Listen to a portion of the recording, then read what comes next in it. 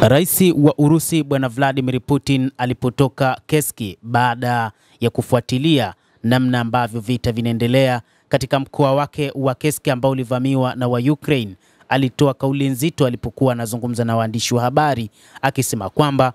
wa Ukraine ni bora wafe ama wajisalimishe kwa Urusi. Wakati huu ambapo Bwana Vladimir Putin ameagiza juu ya kuondolewa kabisa kwa wapiganaji wa Ukraine waliopo katika eneo la Keski, rais huyu amesema kwamba ni wakati sasa wa kuhakikisha kwamba ama raia hao wa Ukraine wanaopigania taifa lao ama wafe ama wajisalimishe kwa serikali ya Warusi. Rais Putin alisema hayo siku ya Alhamisi kuwa Urusi imewanasa wanajeshi waliosalia wa Ukraine katika eneo lake la magharibi la Keski ambapo wameshikilia kwa zaidi ya miezi 7 katika moja ya maeneo muhimu ya Urusi, eneo la Keski.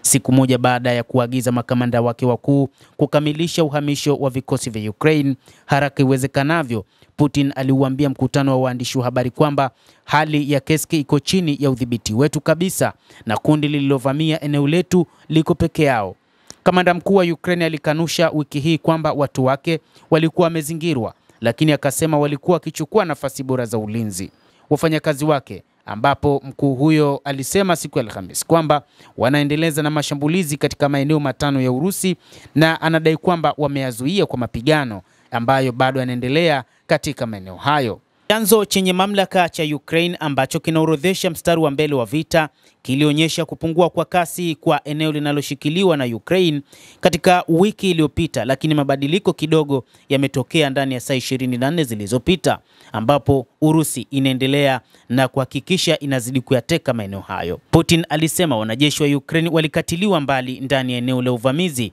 akisema kwamba na ikiwa kizuizi cha kimwili kinatokea katika siku zijazo, basi hakuna mtu atakayeweza kuondoka kabisa. Kutakuwa na njia mbili tu, kujisalimisha ama kufa, anasisitiza rais huyo wa Urusi, huku akionekana kukadhabishwa na kile alichokiona katika eneo hilo la Keski, lakini pia akisema kwamba hapendi eneo lake katika nchi yake ya Urusi ifanywe mashambulizi. Uvamizi wa kushtukizwa wa Ukraine huko Keski Agosti mwaka uliopita ulilenga kumwajibisha Putin na kugeuza vikosi vyake kutoka mahali pengine kwenye mstari wa mbele na kunyakua ardhi na kufanya mabadilishano juu ya eneo lake ambalo limetekwa na wa Ukraine. Lakini vikosi vya Urusi vikiungwa mkono na wanajeshi kutoka mshirika wake wa Korea Kaskazini, hatua kwa hatua vimerudisha nyuma eneo lililopotea na kuzidisha shinikizo kwa Ukraine katika wiki iliyopita kwa kukata laini za usambazaji. Kujiamini kwa Putin kulionekana katika ziara ya kushtukiza siku ya Jumatano